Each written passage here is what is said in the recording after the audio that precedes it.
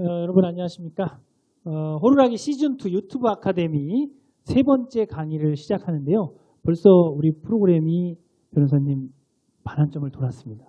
네, 그래서 세 번째가 돼가지고요. 첫 번째 프로에서는 우리가 영화 속의 공익제보라는 주제로 한번 다뤄봤고요. 두 번째는 역사와 공익제보, 그리고 오늘 세 번째 시간에 이제 언론과 공익제보의 문제를 다뤄볼 텐데요. 저는 사회를 맡은 안하고등학교 교사 전경원이고요.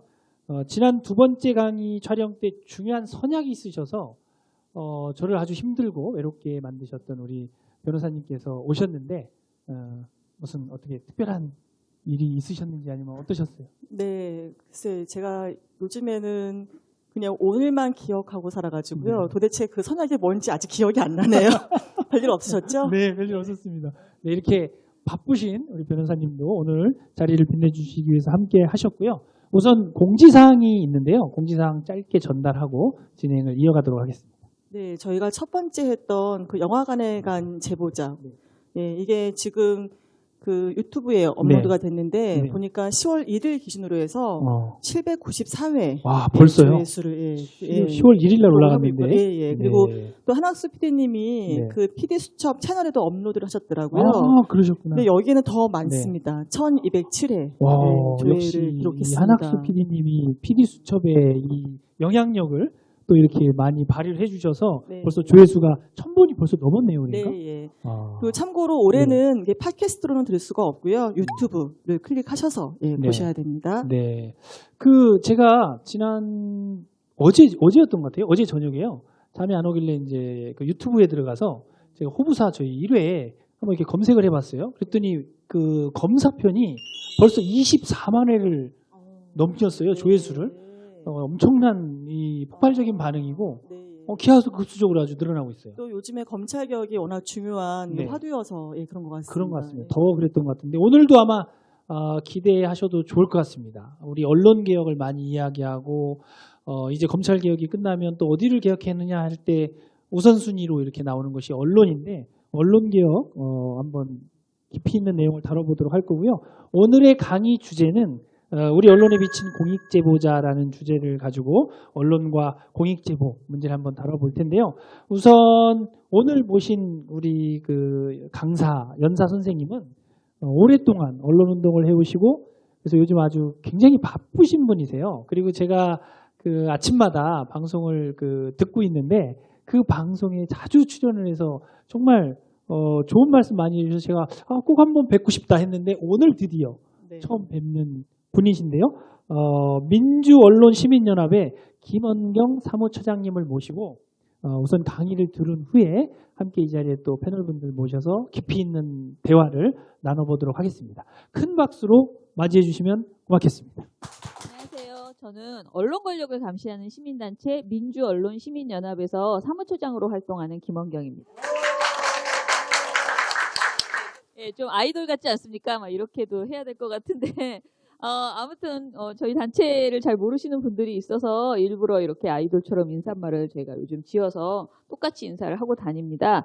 제가 오늘 언론에 비친 공익제보라는 이름으로 이야기를 해보라고 하셨거든요. 그래서 이제 앉아서 이 PPT를 준비했으니까요. 앉아서 얘기를 해볼게요. 사실 저는 이 제안을 받았을 때 안 된다고 얘기했어요. 왜냐면 제가 잘 모른다. 거의 이 주제에 관심을 가져본 적이 없다. 공익제보는 관심이 있거든요. 관심이 있는데 언론에 비친 공익제보는 관심이 없는 거예요. 별로 기억에 남는 저에게 큰 이슈가 별로 없었어요. 언론에 비친 공익제보. 그러니까 이런 거 있잖아요. 노동과 언론 그러면 어떻게 보도하는지 머릿속에 금방 떠오르는 상이 있어요. 노동자와 관련된 보도는 어떻게 왜곡한다. 어떤 문제점이 있다라는 게 분명히 떠오르고요. 또 통일과 언론 하면 또 생각나는 게 너무나 선명하게 있습니다. 뭐 종북 어쩌고 뭐 통일은 대박이다 이러면서 양쪽에 그 문제적인 보도가 있어요. 그리고 요즘 유행하는 조국과 언론. 그러면은 뭐 얼마나 떠오르는 게 많습니까? 조국 관련 보도. 그런데 공익제보와 언론 하면 무슨 문제가 있지? 제가 되게 오랫동안 그 언론 모니터를 진행했음에도 불구하고 이렇게 떠오르는 게 없더라고요. 그래서 스스로 굉장히 반성했습니다. 이렇게 공익제보자들이 세상을 바꾸는데 큰 도움을 주시는데 그분들이 언론에서 어떻게 비춰지고 그리고 그분들과 관련된 보도에 어떤 문제가 있는지 언론운동을 하는 나조차도 너무 관심이 없었구나라는 생각이 들면서 굉장히 죄송스러운 마음이 들었어요. 저희 이 방송은 애초에 공익제보에 대해서 굉장히 많은 관심을 가지신 분들이 듣겠지만은 그래도 저는 오늘 제가 워낙 바닥에서부터 생각을 했기 때문에 제가 생각하는 공익제보에 대한 이야기들을 쭉 풀어보겠습니다. 자, 저는 세대마다 다 다른데 공익제보하면 떠오르는 단어들이 몇 가지 있을 거예요. 저는 그게 보도지침이에요. 왜냐하면 제가 언론운동을 하다 보니까 그런가 봐요. 그리고 또 이 보도지침이 제가 일하고 있는 민원연에서 최초에 공개를 했던, 폭로를 했던 그런 사건입니다. 보도지침은 제가 한번 눌러볼게요. 아이고, 죄송합니다. 자, 보도지침 사건은 이건데요. 1986년에 있었습니다. 한국일보의 김주원 기자가 보도지침이라는 매일매일 내려오는 정부가, 그러니까 기관원들이, 그 기관원은 뭐 문공부나 또는 지금의 국정원 같은 안기부 뭐 이런 여러 사람들이 이제 기관원들이 내려와서 이렇게 한 거죠. 이 기사는 써라, 이 기사는 빼라, 이 기사는 몇 단으로 써라, 몇 면에 어떤 크기로 어떤 단어는 넣지 마라, 어떤 사진은 넣지 마라, 이런 구체적인 내용들, 어떤 단어는 쓰지 마라, 다 이렇게 정해주는 그런 보도지침을 그 전두환 정권 시절에 내내 있었던 거예요. 그런데 1986년 한국일보의 김주원 기자가 이 내용을 누구나 다 그 일상적으로 있다고 인정하고 있었던 내용임에도 불구하고 이것에 분노감을 가진 거죠. 문제의식을. 그래서 이거를 몰래 자기 말로는 이틀에 걸쳐 전문을, 굉장히 큰 양의 보도지침을, 이런 종이가 굉장히 여러 장인 거죠. 그거를 하루에 거의 저런 게 몇 장씩 내려왔는데 그걸 모아둔 그 캐비닛에 있었대요. 근데 밤에 회식을 간척했다가 중간에 잠깐 사무실에 들어와서 아무도 없는 사무실에서 저걸 다 복사를 한 거예요. 그래서 유출한 거죠. 그래서 이제 갖다 줬는데 이게 너무 어마어마한 일이기 때문에 도대체 이걸 어떻게 폭로를 할 것인가 고민하다가 민원연이라는 단체가, 그때 당시엔 언론운동협의회라는 이름이었는데, 언협에서 이것을 우리가 해야 된다. 이거 언론운동을 하는 우리가 이 내용을 해야 된다라고 판단하시고, 언협과 그리고 그 정의구현사재단이 같이 이렇게 협업을 해서 그 김주원 기자와 함께 이 내용을 폭로를 했습니다. 한마디로 정부에 유리한 모든 내용은 다 지우고, 그러니까 다 키우고 정부에 불리한 내용을 완전히 덮어버리는 그런 일들이 있었는데, 이것을 아주 과감하게, 정말 이때는 되게 무서웠던 시절이잖아요. 근데 이 내용을 폭로를 했다라는 점에서 굉장히 저는 김주원 기자를 지금도 자주 만나거든요. 그러면은 항상 어떻게 그런 생각을 그때 할 수 있었어? 정말 아내가 있고 임신을 했나 그랬었어요. 그때 당시에. 그래서 사실은 그 아기를 낳고 아기가 돌이 되고 이런 과정을 막 이렇게 감옥에서 있었거든요. 그러니까 사실 보통 사람은 아니죠. 그런데 이게 불이다, 이건 아닌 것 같다라고 생각했을 때 그걸 복사해서 외부에 그 엄혹한 시절에 폭로할 수 있었던 그런 힘을 그분이 가지고 있었어요. 이 사건은 사실 1986년에 있었는데 95년 12월에 대법원에서 무죄 판결이 납니다. 그 처음에는 국가보안법으로 들어갔었고요. 굉장히 고생을 했던 그런 사안이 있었습니다. 그 다음에 떠오르는 또 다른 또 다른 것은 이거예요. 이것도 되게 충격적이에요. 아까 그거 86년, 요건 90년. 윤석양, 이병의 민간인 사찰 폭로가 있었죠. 이것도 저의 세대 분들은 굉장히 많이 기억하시는 것입니다. 자, 이 내용은, 잠깐만요. 죄송합니다.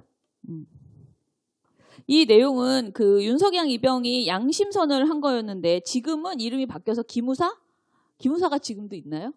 네, 그런데 국군보안사령부 해서 그때 국군보안사령부에 이 윤석양, 이병이 들어간 거죠. 그런데 그 안에 보니까 너무너무 광범위하게 민간인을 사찰하고 있더라라는 내용을 알게 됐고 이것을 폭로했습니다. 윤이병은 당시에 보안사의 민간인 사찰 내용이 담긴 디스크를 들고 타령을 했어요. 그래서 그 목록을 공개를 했는데요. 이 목록에는 그 당시 정계, 노동계, 종교계 등에 대한 사찰 기록, 다 민간인인데 그런 분들에 대한 사찰 기록이 다 들어있었고 이 사건을 계기로 해서 노태우 정권 퇴진운동이 거세게 일어나게 됩니다. 이것도 사실 그 당시에는 가장 충격적인 그런 양심선언이었죠. 이런 양심선언들이 계속 이어지던 와중에 이런 일이 벌어집니다. 92년 총선이었는데요. 이지문 중위가 군 부재자 투표에 비리를 폭로를 합니다. 이지문 중위는 이때 이런 얘기 많이 했어요. 이지문 중위는 운동권 학생이 아니었다. 그냥 평범한 ROTC의 군인이었는데, 군에 갔더니 노골적으로 여당 후보를 당선시키도록 정신교육을 하라고 지시를 하고, 부재자 투표에서 무조건 1번을 투표하도록 지시를 했고, 그렇게 하지 않는 사람에게는 불이익을 주도록 할 것이다. 주도록 해라. 라는 지시가 내려왔다는 것을 알게 된 겁니다. 이지문 중위는 이것을 공익제보를 했죠. 또 양심선언을 했죠.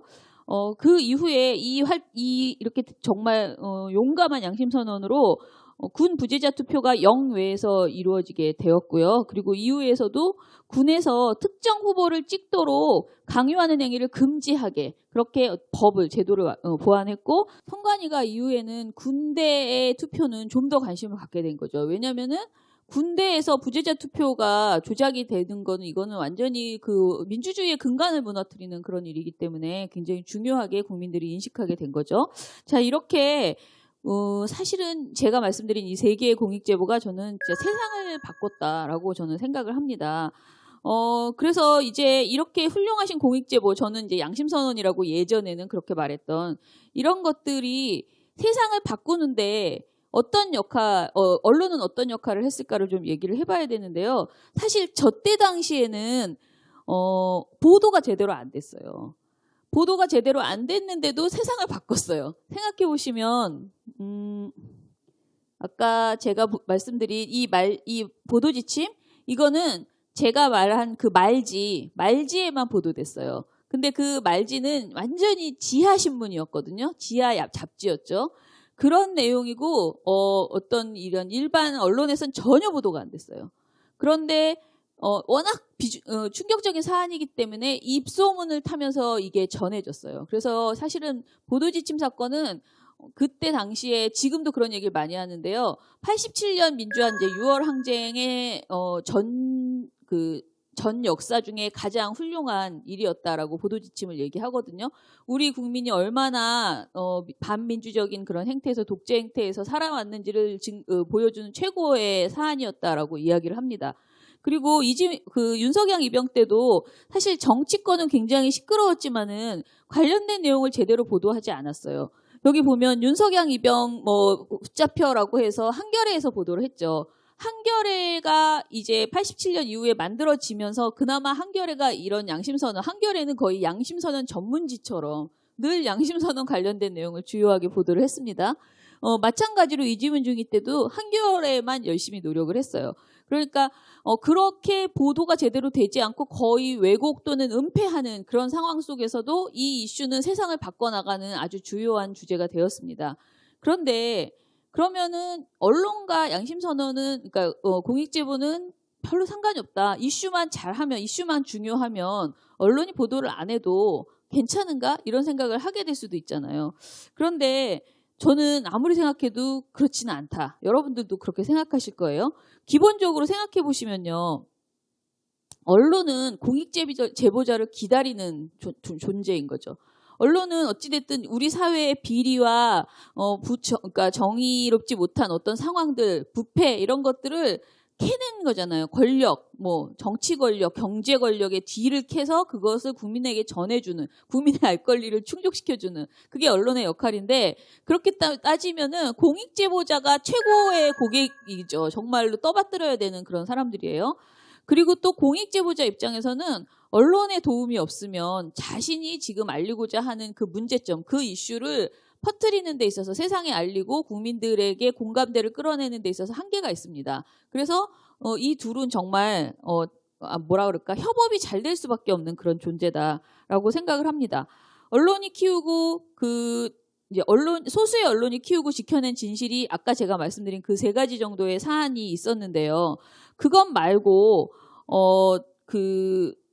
요즘은 왜 이렇게 공익제보에 대해서 많은 사람들이 잘 모르고 있을까라는 생각이 들거든요. 이렇게 언론이 많아지고 그때는 한겨레 신문이 혼자서만 보도해도 국민들이 너무너무 심각한 문제다라고 하면서 많이 이야기를 했는데 왜 요즘은 그럴까 이런 생각을 하는데 그거는 약간 착각이기도 해요. 왜냐하면은 실제로 공익제보가 우리의 정권을 바꾼 사례가 최근에 있었던 것이죠.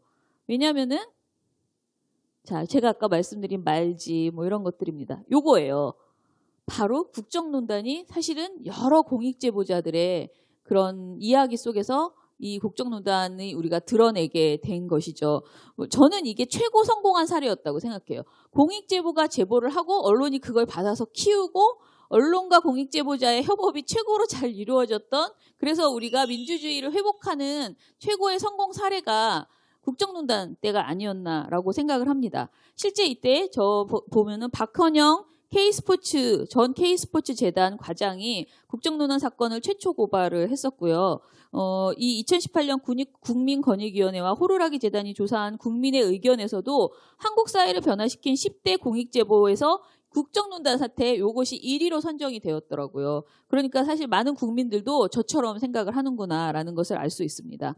그런데 이 공익제보는 사실은 언론의 협업이 없었다면은 흐지부지 묻혔을 거라고 생각합니다. 그 당시의 상황을 생각했을 때 진짜 쥐도새도 모르게 조용히 묻힐 수도 있는 그런 사안이었는데 언론이 JTBC와 한겨레 등이 굉장히 앞이 보이지 않는 상황에서도 이 내용을 끝까지 쥐고 열심히 취재를 해서 후속 보도를 계속 내놨기 때문에 우리 국민들이 이 사안을 알게 되고 촛불을 들게 되었다라고 생각을 합니다.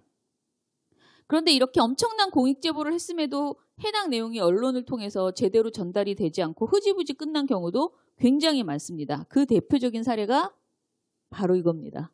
제가 생각하기에 김영철 변호사가 2007년에 천주교 정의구현 사제단을 찾아가서 삼성 비자금과 자신이 삼성에서 저질렀던 불법 행위를 양심 고백을 했습니다. 저는 이때 민원연에서 협동사무처장을 하고 있었거든요. 2007년에. 그래서 이날이 굉장히 많이 자주 생각이 나요. 그 어떤 신설동인가 어디 성당에서 이 양심선언을 하시고 그리고 기자들이 엄청 많이 모였어요. 저는 그 수많은 기자들을 보면서 가슴이 두근두근두근. 아, 이제 뭐가 변할라나? 정말 이 공익제보의 내용도 어마어마한 것이었지만 기자들이 참 많이 왔었거든요. 그랬는데 정작 기사들이 제대로 나오지 않았어요. 김현철 변호사가 폭로했던 것은 삼성그룹이 50여억 원의 비자금을 자신이 관리해 왔었다. 그리고 검찰 및 시민단체에 대한 로비를 이건희 회장이 직접 지시하고 있다.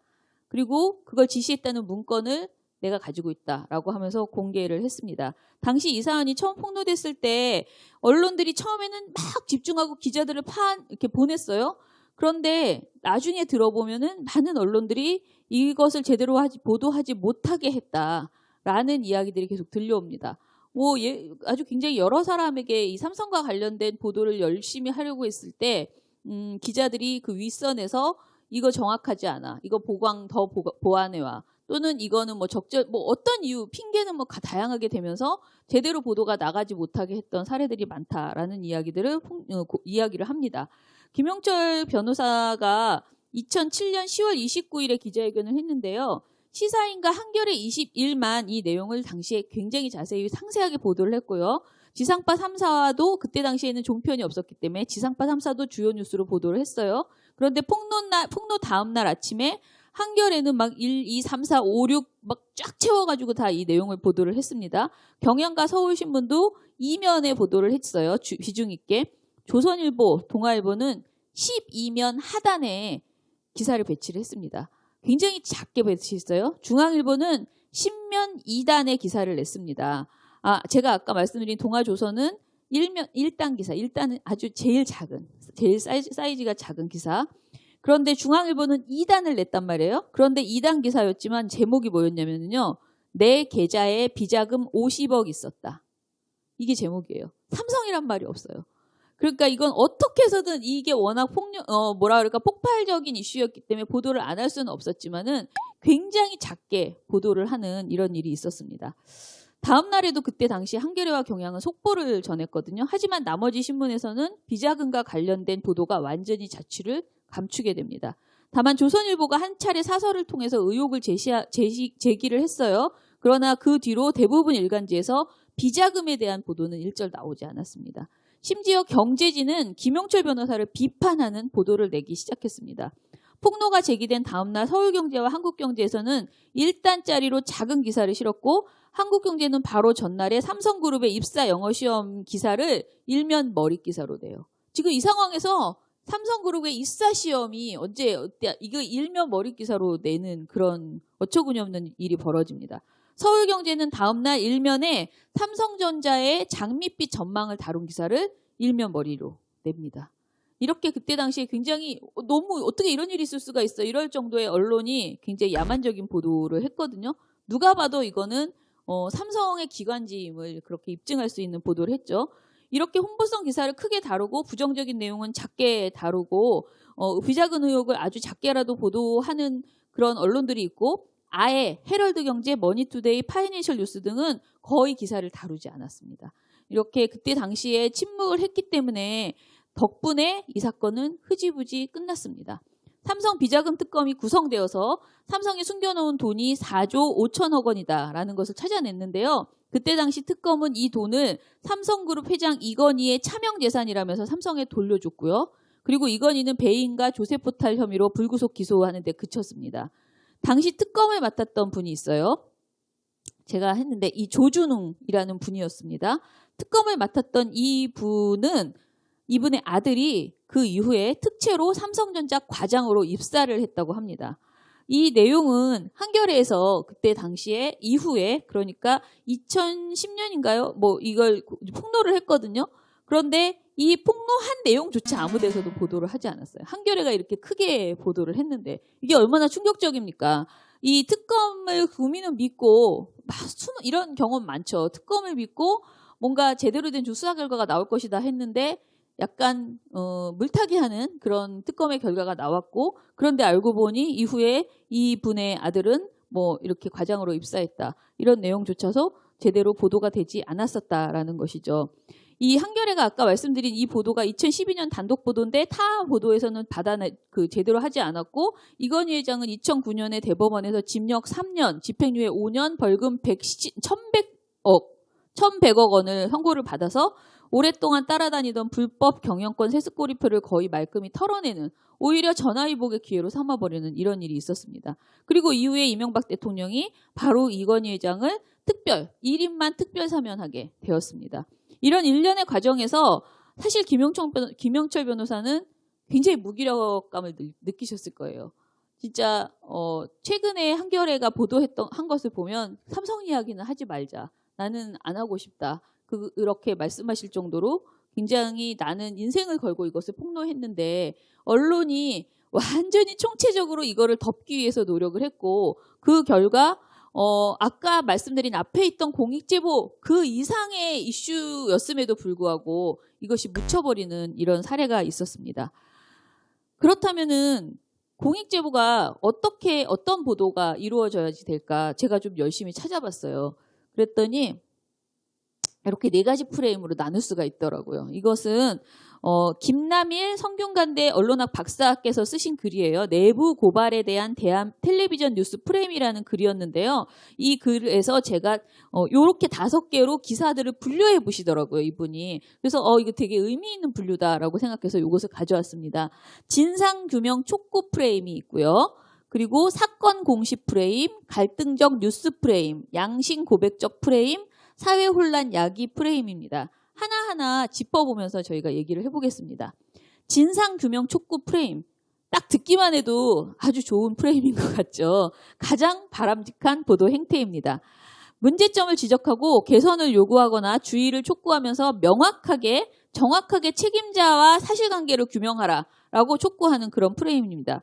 모두 이렇게 보도를 해주면 참 좋을 텐데 이런 보도는 제일 적었어요. 그분은 김영철 변호사 관련해서 두 방송사의 보도만을 몇 달치를 이렇게 모니터를 하셔서 이렇게 분석을 하셨는데 그래서 이게 전체 보도 경향은 아니지만 이 진상규명 촉구 프레임이 굉장히 적더라고요.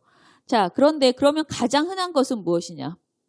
사건 공시 프레임이라고 이분은 말씀하셨는데요. 한마디로 사건을 수박 겉핥기로 전하는 거예요. 지금 누가 구속됐다, 누가 폭로했다, 누구는 아니라고 하더라, 삼성은 뭐라 얘기했다. 이런 식으로 진실 규명을 하는 게 아니고 그냥 기계적으로 그 사실관계라기보다는 그 뭐라 그러죠? 벌어지는 현상만을 수박 겉핥기처럼 그렇게 보도를 하는 거예요. 오늘 누가 출두했다, 특검이 구성됐다, 특검을 구성하기 위해서 싸우고 있다, 이런 내용들만 계속 전해서 뭔가 보도를 한 5개를 받지만 아무런 머리에 남는 게 없는, 왜 저 사람들 특검하는 거야? 그것조차도 나에게 전달되지 않는 이런 보도들이 사건 공시 프레임이라고 하는데요.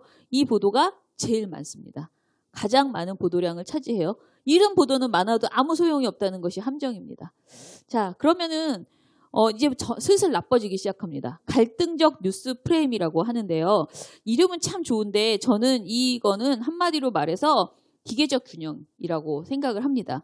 이 보도에서는요, 늘 이렇게 돼요. 누가 폭로했다, 누가 반박했다, 누가 주장하고 있다, 그 주장은 거짓이라고 반박하고 있다. 이런 식의 이름으로 계속 나오고요. 제목도 전부 VS 제목이에요. 양쪽의 주장을 vs. 요거 요즘 우리 조국 사태에서도 많이 볼 수 있거든요.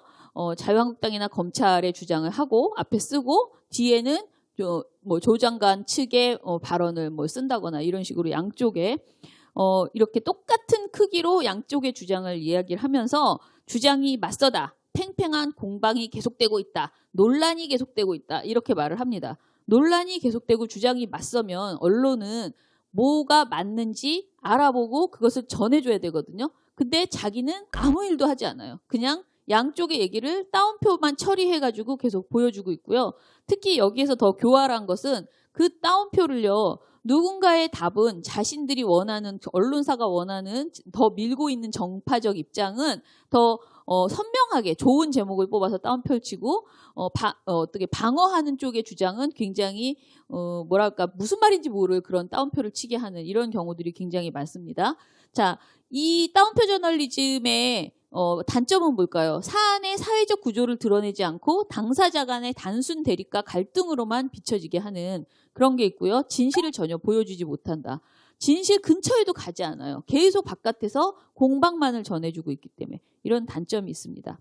자, 그러면은 양심 고백적 프레임이라는 게 있는데요. 이거는 사실 아까 방금 말씀드린 갈등적 뉴스 프레임보다는 그래도 나아 보이잖아요. 양심 고백적 프레임. 이거는 뭘까? 왜 이런 걸 만들었을까? 한참 읽어봤습니다.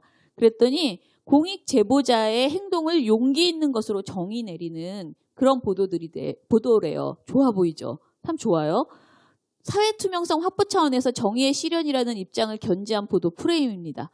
제가 보기에 이 프레임은 거의 그 공익제보자 개인의 이 사람의 삶을 막 해주고, 김영철 변호사는 뭐 이러이러한 사람이고 예전에 어떻게 살았고 막 이런 얘기를 막 해주면서 용기 있다라고 보도를 해줘요. 그래서 어떻게 보면 일면 그분들에게는 굉장히 반가운 나의 그 노고를 알아주고 나의 가치를 알려주는 좋은 보도라고 생각할 수도 있습니다. 그런데 이 보도에 아쉬운 점이 있다고 합니다. 뭐냐면 이 프레임에서 내부 고발을 정의하는 데 사용된 어휘들은 양심선언, 고백, 뭐 이런 식의 표현들이고요. 이로 인해서 사건의 본질이 고발 대상자에 대한 비리와 부패 등의 사회적 차원보다는 그냥 그 사람 개인의 양심의 문제로만 계속 가게 한다는 거예요. 그러니까 이거를 구조적인 문제로 생각하지 않고 그냥 어떤 작은 집단에서 그냥 본인이 그냥 조금의 양심에 그런 불편함을 느껴서 그래서 개인에게 초점을 맞추는 이런 사건이 여기에만 있는 게 아니고, 예를 들어 뭐 어느 학교의 양심 고백이라, 그러니까 그 공익 제보라고 쳐보세요. 그러면 그 학교에만 그 일이 있는 게 아니잖아요. 비슷한 사안이 사회적으로 굉장히 많은데 그런 것들로 화제를 넓히면서 그 진상규명을 촉구하는 이런 보도가 이루어져야 되는데 그게 아니고 개인에게만 초점을 맞춰서 개인의 미담, 용기 있는 행동 이런 식으로만 가는 그런 보도들도 있었다라고 이야기를 합니다. 자, 가장 나쁜 걸 사회 혼란 야기 프레임이 있습니다.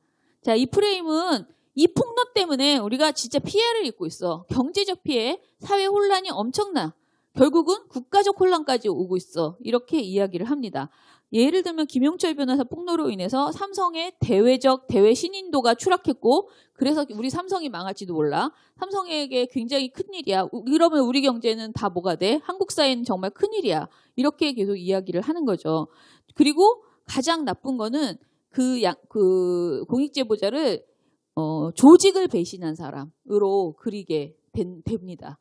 그래서 이 무리를 일으키고 사회적으로 이렇게 나고자 이런 사람은 사회에 적응할 수 없는 사람 이런 식의 그림을 그리게 된다는 거죠. 이렇게 생각보다 사회혼란 프레임이 많이 나왔어요. 물론 저는 이게 김용철 변호사 관련된 그 보도 분석이었기 때문인지는 모르겠지만은 사회혼란 프레임이 앞으로 저는 계속 그래서 이 관련된 공익제보 관련된 보도를 볼 때 이 프레임을 가지고 계속 한번 나눠보려고 하는데요. 그냥 제가 평소에 언론을 볼 때 느꼈던 것은 이런 정도의 프레임을 나눌 수 있는 것만으로도 행복하다라는 생각이 들 정도로 사실은 보도를 제대로 안 해주고 있다라고 생각을 합니다. 자, 다음 걸로 제가 보면은 지금 우리의 현주소는 이거예요. 사건 공시 프레임이 가장 많다. 그리고 대체로 사회적 관심이 높은 사안의 경우에 이거를 회피할 수가 없어요. 도저히 언론의 입장에서는 이걸 보도를 안 하면 언론이라고 말할 수가 없어. 그런데 너무 말하고 싶지 않아. 말하면 난 불편한데 내가 싫은 이슈야. 그럴 경우에는 갈등적 뉴스 프레임을 처음에 하다가 결국에는 저렇게 사회혼란 야기 프레임으로 공격한다는 거죠. 그 말한 사람을 신고자, 공익제보자를 공격하는 식으로 보도들이 가고 있다는 것이죠. 그러나 가장 큰 문제는 저는 무보도다라고 생각을 합니다. 제일 나쁘죠. 왜냐하면 무보도를 해버리면 우리는 더 이상 이 이슈를 알려나갈 수가 없어요. 그분이 아무리 하소연을 해도 그리고 뭐 시민단체가 아무리 같이 노력을 하고 뭔가 이 사회를 바꾸기 위해서 뭔가 얘기를 하는데도 전혀 먹히지 않습니다. 그래서 정말 이따가 마지막에 결론을 내리겠지만은 이따가 결론을 내리겠지만은 정말 필요한 것은 무보도에서 벗어나는 게 가장 중요하다라고 생각을 하고요.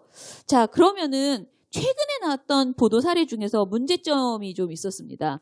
한 두 가지인데요. 두 개가 다 결론은 같아요. 공익제보자를 억지로 찾으려고 하는 언론의 행태가 있어요. 그런데 공익제보자를 찾으려고 하는 그 마음이 선이었으면 좋겠는데요. 그냥 우리 훌륭하신 공익제보자님을 아까 양심 고백적 프레임으로 막 이렇게 좀 드러내서 하고 싶어 그렇게 해서 본인이 그리고 동의했을 때 공익제보자도 동의해서 오픈하는 경우도 있고 아니다라고 하는 분들도 있잖아요. 그런데 그렇게 했을 때 본인이 예를 들어 미투처럼 내가 내 이름을 걸고 이 사안을 얘기하겠어라고 하는 그런 분들을 선의를 가지고 보도하는 게 아니고요.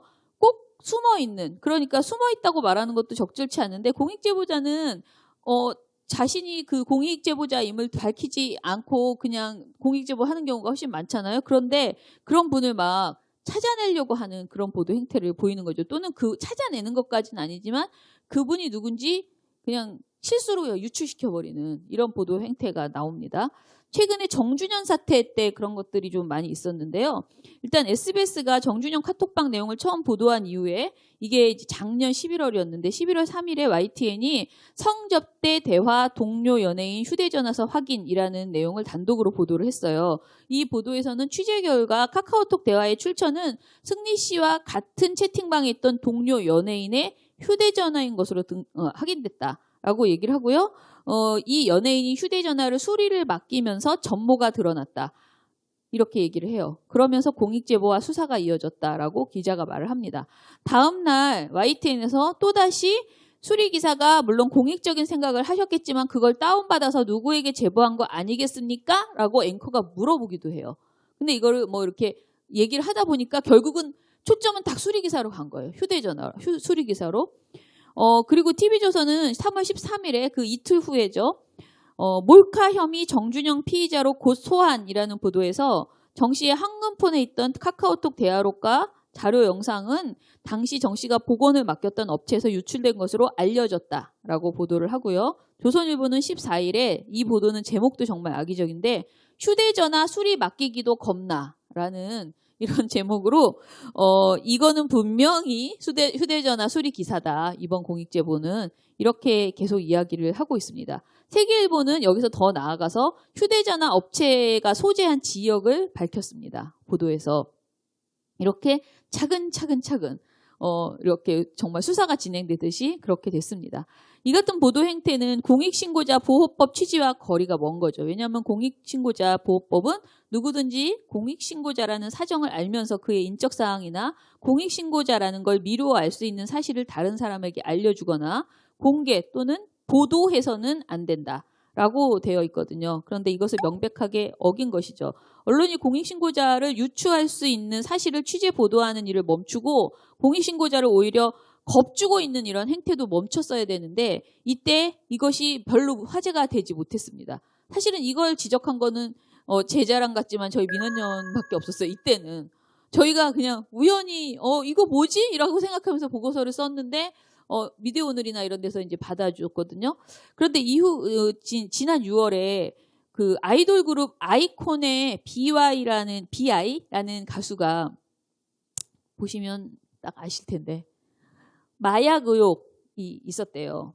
그런데 이분과 관련한 또 제보자가 보도가 됐습니다.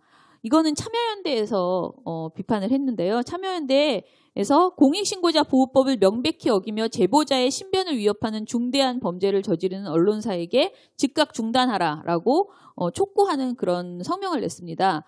상당수 언론이 이 보도를 했어요. 처음에는 제보자의 실명을 이데일리가 공개를 했고요. 거의 많은 언론들이 이 보도를 이 관련된 내용을 냈습니다.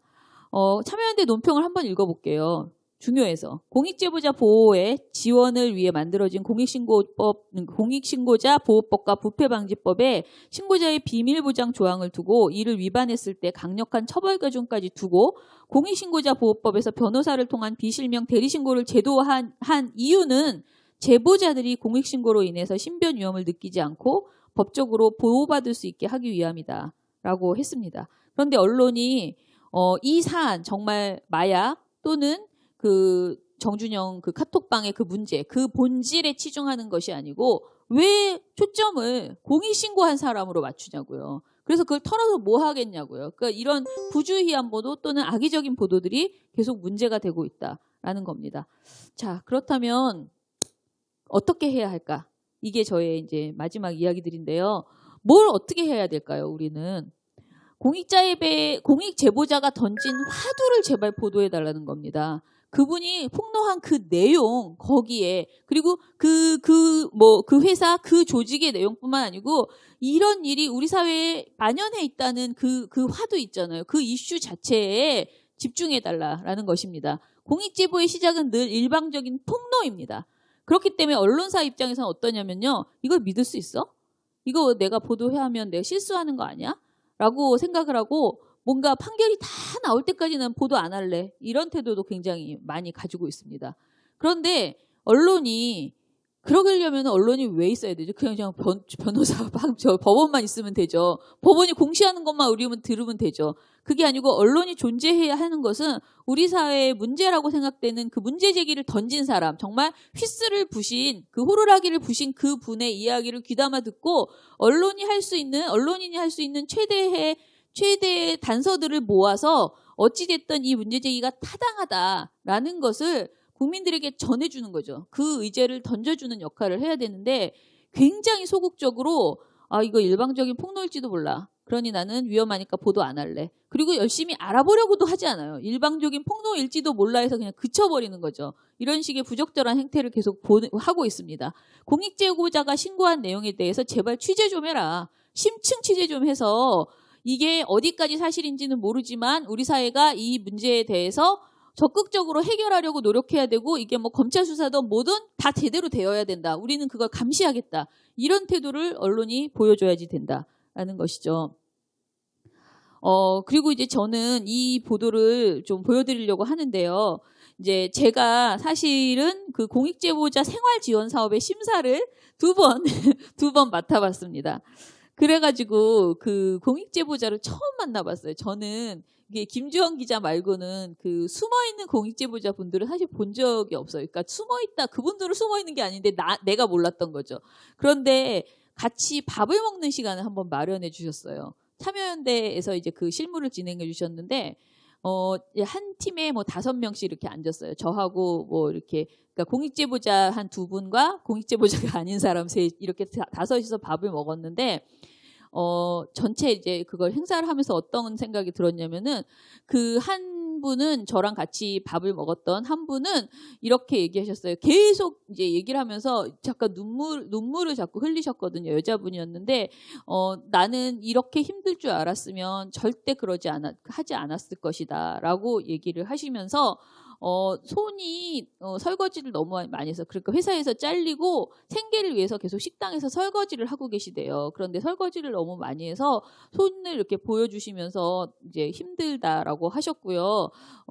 자기가 고발했던 그 사안은 이제 교통 범칙금을 공무원들이 이렇게 뒤로 빼돌려가지고 이렇게 하는 그런 것이었대요. 그런 내용이었는데, 내가 그거가 너무 부당하다라고 생각을 해서 국민의 세금, 어찌됐든 그 범칙금도 다 세금인데 그렇게 한 게 부당하다 생각해서 나는 순진하게 내가 그냥 그렇게 지적을 하면 될 줄 알았는데 지금 결과는 나만 고생이고 별로 뭐 보람이 없다, 이렇게 얘기를 하시면서 굉장히 답답해 하셨는데, 저는 부끄러웠어요. 만약에 내가 그런 상황에 처했다면 나는 저분처럼 그렇게까지 내가 할 수 있었을까라는 생각이 들었고요.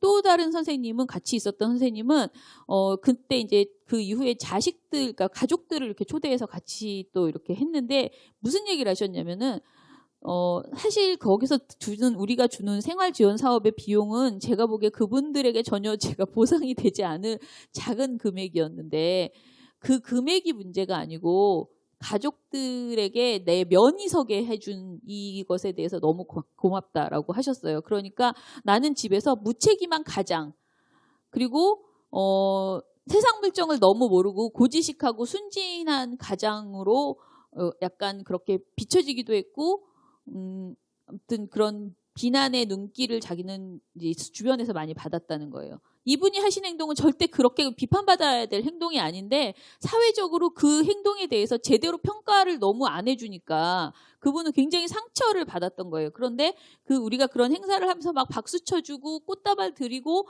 그것을 가족들이 와서 같이 보는 그 순간이 정말 큰 위로가 되었다라고 하셨어요. 그런데 사실 그 순간보다 더 중요한 거는 언론에서 사실은 제대로 이 사안을, 그분이 폭로하신 그 사안을 제대로 해결하는 모습을 보여주는 거라고 생각을 하거든요. 그래서 저는 그 공익제보자들의 그 위대한 행동들이 보람이 느껴지게 하는 언론의 보도 행태들이 정말 나와야 된다라고 생각을 합니다. 그래서 이 보도가 참 좋았는데요. 자, 제가 이게 소리가 안 나오거든요. 이 보도는요, MBC에서 했던 보도인데, 저는 제가 공익제보자입니다 라고 시작을 합니다. 이분이 김민규 씨라는 분인데 효성그룹 영업사원이었대요. 그런데 자신이 효성과 LS 산전 등 대기업이 발전소의 설비를 입찰하면서 나눠먹기식으로 담합을 벌였다는 사실을 제보했대요. 그런데 처음에 회사 감사팀에 메일을 보냈는데 다른 데로 보내버렸대요. 그래서 너무 속이 상해서 입찰을 주관하는 한수원에 전화를 했더니 현명하게 대처하시는 것이 좋지 않겠냐. 개인적으로 가족도 있는데 다시 생각해봐라 라는 답변을 들으셨대요. 그래서 이후에 제보 사실을 계속 얘기를 해서 공정위를 찾아가서 극적으로 검찰 기소까지 이루어졌는데 결국은 검찰에서 검사가 미안하지만 당신도 담합할 때 입찰 실무자였기 때문에 당신도 피의자다라고 하셨대요. 그래서 이분이 피의자가 됐고요. 1심 재판 결과 효성은 벌금 7천만 원, 본인은 벌금 300만 원을 선고받았다고 합니다. 이분은 이렇게 말씀하시거든요. 자산 20조 회사에 매긴 벌금 7천만 원과 공익제보 뒤에 직장을 잃은 저에게 내려진 벌금 300만 원. 누가 더 무거운 처벌을 받은 거라고 생각하십니까? 이렇게 이 보도 전체가 이분의 이야기를 쭉 풀어주는 이런 보도였어요. 이게 저녁종합뉴스에 나온 MBC의 최근 보도거든요. 이런 보도들을 들으면 저는 사람들 마음이 정말 많이 움직일 거라고 생각을 해요. 그리고 이분의 이야기 말고도 수없이 많은 공익제보자가 비슷한 비슷하지만 또 새로운 문제 제기, 공익제보와 관련돼서 그러니까 바꿔야 될 어떤 미흡한 문제점들 이런 것들을 많이 말씀하실 수 있을 거라고 생각합니다.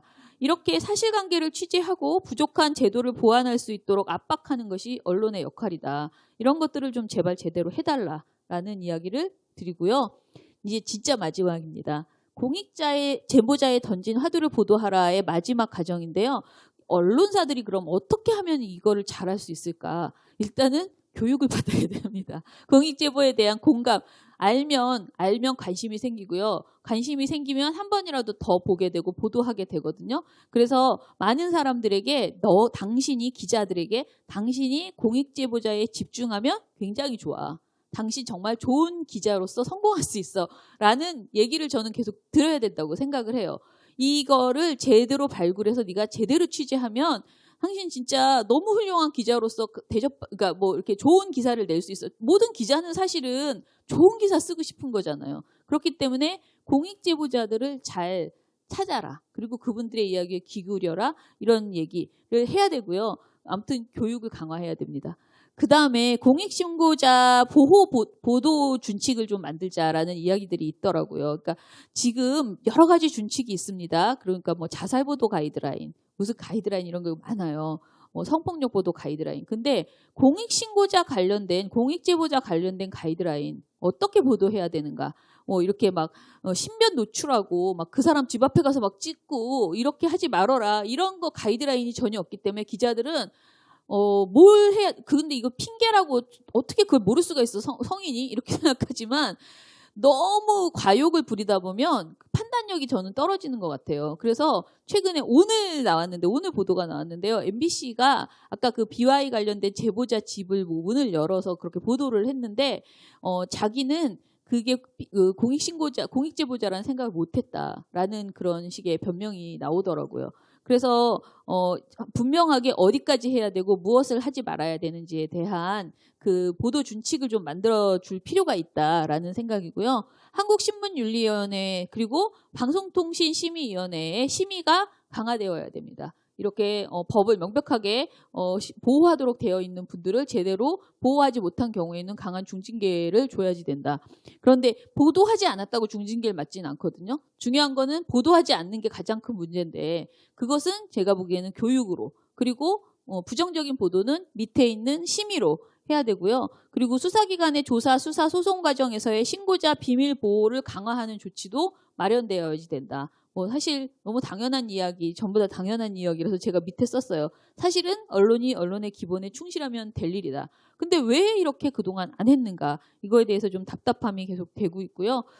저부터도 사실은 남 탓할 거 없이 저부터도 한 번도 그동안 이와 관련해서 총체적인 점검을 해보는 모니터를 진행해 본 적이 없어요. 그래서 저도 이 강의를 계기로 해서 앞으로 공익제보자 관련돼서 공부도 좀 하고 저런 준칙을 만드는 일에도 좀 모니터가 나와야 모니터 현상을 진단해야 준칙을 만들 수 있거든요. 그래서 이런 작업을 해보려고 합니다. 제가 혹시 뭔가를 만들면 같이 여러분들과 손을 내밀고 공익제보가 이렇게 우리 사회를 많이 바꾸는데 위대하신 분들의 그러니까 그런 일들이 있는데 언론이 어떻게 부정적으로 보도하거나 은폐하고 있는지 이런 것들을 다시 한번 알려드리겠습니다. 감사합니다.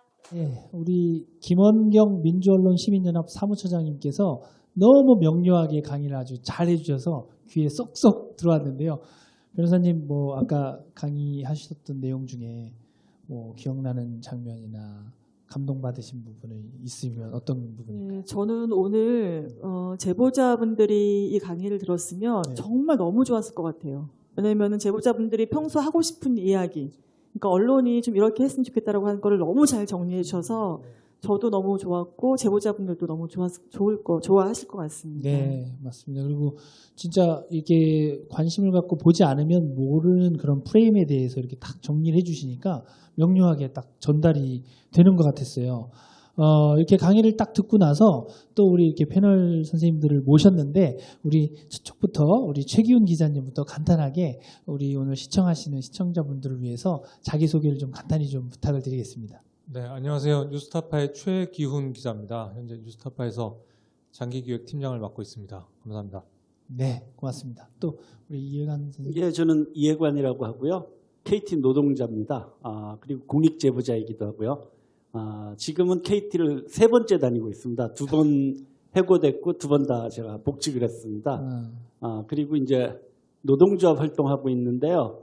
그 김성태 의원 딸 채용 비리를 폭로하고 그래서 이제 지금 재판도 진행 중이시죠. 했던 KT 세노조 대변인을 맡고 있습니다. 반갑습니다. 네. 뭐 간단하게 최근 근황 우리 네. 사무처장님은 근황이 어떠셨나요? 조국 보도 때문에 매우 네. 힘들어하고 있고요. 네. 두 가지인데 모든 사안을 조국 보도로 덮어버리는 바람에 우리 사회에 정말 중요한 이슈들이 굉장히 많은데 무보도되는 것들, 대충 은폐되는 보도들이 많아서 또 그것에 대한 모니터링, 그리고 조국 보도 자체의 문제점도 많아서 그 네. 보도도 하고 요즘 사실 언론 개혁이 화두잖아요. 네. 그런데 그 화두를 짊어져야 하는 단체로서 지금 일을 잘하고 있나 이런 고민을 항상 하느라 바쁩니다. 마음이 무겁습니다. 네, 네. 맞아요. 요즘 최근에 또 조국 장관 관련된 그 이슈가 굉장히 커지면서 아마 가장 바쁜 부서가 또 아닌가 싶을 정도로 정신 없으실 텐데 이렇게 또 강연까지 해주셔서 정말 감사드리고요. 우리 그 최기훈 기자님은 이렇게 강연 들으시면서 어떤 생각이 드셨나요? 우리 처장님이 워낙 언론 모니터하고 네. 기존 언론의 문제점을 지적하시는 분들 가운데 거의 국내 최고시기 때문에 네. 국내 최고. 네. 네. 한편은 좀 뜨끔한 마음으로 듣기도 했고 저나 저희 뉴스타파 기자들이나 지금은 그렇지 않지만 또 전직 직장에서 있었던 많은 일들이 생각나면서 참 많이 잘못했구나 속으로 반성도 하면서 그런 느낌으로 갔습니다. 네. 네, 아마 오늘의 이런 자리가 정말 언론도 한층 더 이렇게 혁신되고 개혁하는데 큰 밑거름이 되는 시간이 아닐까 생각하는데 우리 이해관 이사님은 어떠셨나요? 예, 저는 오랜만에 이제 옛날 기사를 아까 이제 화면에 띄운 걸 보면서 이 보도 지침이 최근에 완벽하게 살아났구나 이런 생각을 새삼했습니다. 뭐냐하면 예전에 이제 국가 권력이 강압적으로 몇 면에 배치해라, 몇 단 이하로 해라라고 했다면 최근에 이제 권력이 정말 시장으로 넘어가고 기업으로 넘어가면서 대기업들이 광고 주로서 영향력을 행사하면서 검색어에서 뭘 빼달라. 저희 KT로 얘기하면 회장 이름을 검색어에서 빼달라.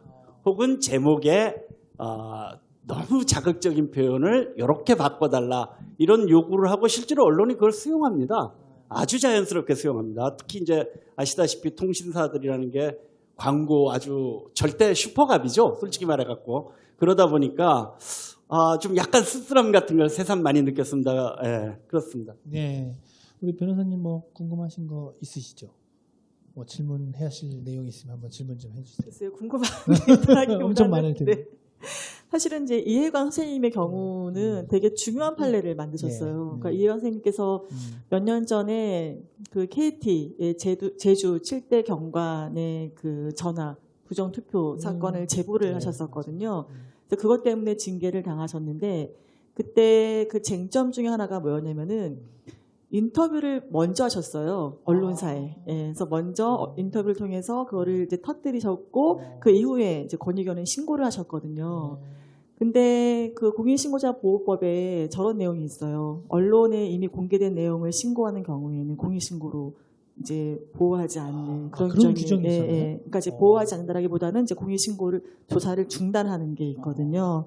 그래서 저희도 이게 공익신고 관련해서 이제 상담을 할 때 그 부분을 좀 중요하게 봐요. 그러니까 이제 많은 분들이 이게 이제 기관에 신고를 하게 되면은 이게 제대로 될 것인지 또는 유착의 문제 이런 것 때문에 언론에 먼저 제보를 하시고자 하는 분들이 계시는데 이 보호 문제가 있어서 그래서 되게 좀 결정할 때 좀 어려웠는데 그 재판에서도 그게 하나의 좀 중요한 이슈가 됐어요. 이미 언론에 공개된 내용이다. 그래서 우리가 이거 보호하면 안 된다. 이제 그 KT가 주장을 했었죠. 그런데 법원에서 다행히 이미 신고자가 언론에 공개한 내용을 다시 권익위에 신고하면은 그게 권익위에 신고하고 나서 언론에 제보를 하던 언론에 제보를 하고 권익위에 신고를 하던 그거는 똑같이 봐야 된다라고 해서 승소 판결을 내린 사례가 있습니다. 예. 그런데 그래서 법을 바꾸자라는 이야기들이 최근에 이제 토론회에서도 나오고 언론에 공개하는 것 그리고 시민단체에 가서 시민단체를 통해서 공개하는 것 이런 것들도 다 똑같이 보호해야 한다라는 그런 목소리가 있던데 그것이 지금 추진이 되고 있는 건가요? 그래서 사실은 이제 이게 그러니까 그 본질적인 문제, 아까 말씀하셨던 것처럼 이 제보자분들이 가장 원하는 거는 보호도 있지만 본인이 제보한 내용이 진실이 밝혀지는 거이거든요. 그래서 시민단체에 제보도 하고 언론에 연락도 하는데, 근데 이제 이게 여러 좀 어려운 문제가 있어요. 그러니까는 이게 이 제보자의 그러니까 이 제보자의 신변을 완전히 보호를 해야 되다 보니까 이게 언론기관에서는 이 비밀 보장 의무가 너무 강하게 될 경우에 이 취재하는데 약간의 제약이 생긴다라든지 아니면 시민단체의 경우도 마찬가지여서 그래서 이거를 이제 법적으로 어떻게 보호할 것인가에 대해서는 계속 지금 논의 중에 있긴 합니다. 네. 그 작년에 보니까 언론에 우리 그 이해관 이사님이 그 언론을 상대로 또 소송을 하셨어요. 그래서 승소를 하신 경험이 있으시거든요. 굉장히 그 주목되는 사건인 것 같은데 이 사건 좀 소개를 좀 해주시죠. 예, 작년에 이제 2건 제가 소송해서 2건 다 이겼습니다. 그 이제 사건은 이런 겁니다. 혹시 들으시는 분들 중에 네이버에서 노꾸라지를 검색하시면 그 사건 기사가 아직도 그대로 나옵니다. 제목 이름이 노꾸라지. 노꾸라지. 예, 그게 우병우 그 전 민정수석이 법을 피해서 뺀질뺀질 뭐 이렇게 한다고 해 법꾸라지라고 했잖아요. 근데 그걸 그대로 빗대갖고 노조를 앞세워갖고 제가 회사를 계속 괴롭히고 있다. 공익제보 이런 거 형식을 빌어서 이런 내용의 이제 보도였습니다. 물론 제 이름은 나오지 않습니다. 아주 교묘하게 이름은 감추지만 누구라도 그 기사를 읽는 분이라면 이건 내 얘기를 하는구나 알 수 있을 만한 그런 내용이었는데 뭐 전혀 허위 사실이었습니다. 또 기사 내용 자체도 그래가지고 이걸 어떻게 대응할까 참 여러 가지로 고민을 했는데 호루라기 재단에서 이제 그 변호사님들이 이거 뭐 언론중재위 가져가고 뭐 이래 복잡하기만 하지 실효성이 떨어지니까 아예 명예훼손 이런 걸로 민사소송을 하자 해서 2건 해갖고 2건 다 이겼고 제법 수입을 올렸습니다. 그리고 물론 이게 이제 제가 그 수익금은 펀딩을 다 했습니다. 그런데 제가 썼던 기자분하고도 직접 통화를 했습니다. 그런데 이게 정말 아까 제가 보도지침이 21세기에는 기업에 의해서 살아난다고 그 기자분이 너무 미안해해요. 그 정말 진정성을 제가 느끼겠더라고요. 이분이 진심으로 정말 어떻게 보면 미안하기도 하고 저한테 그렇지만 기사 내용은 정말 너무나도 최악이었기 때문에 아마 저는 뭐 회사에서 이렇게 했을 걸로 짐작을 많이 합니다. 왜냐하면 그 시기가 이제 탄핵 직후에 그 KT 경영진들이 국정농단에 아주 깊숙이 관여된 것이 드러나갔고 제가 소속되어 있는 KT 세노조에서 이제 임원진들이나 경영진들 물러나야 된다. 국정농단에 관여된 사람들은 이런 주장을 강하게 하던 차에 같은 날 2개 언론사에서 똑같은 표현, 노꾸라지라는 표현으로 아주 노조를 공격하고 저 개인을 공격하는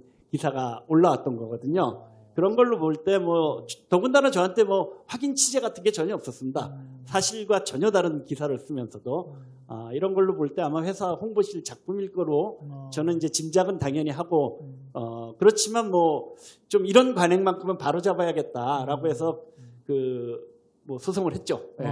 뭐 결과는 좋았습니다. 네, 여기 대단한 선례를 또 좋은 선례를 남겨서 공익제보자들에게 큰 또 힘이 되는 판례를 남기셨는데 우리 그 최기훈 기자님도 보면은 공익제보 사건을 취재해서 작년이죠. 작년에 그 호루라기 언론상을 수상하셨죠. 그 취재 이야기 좀 해주시죠.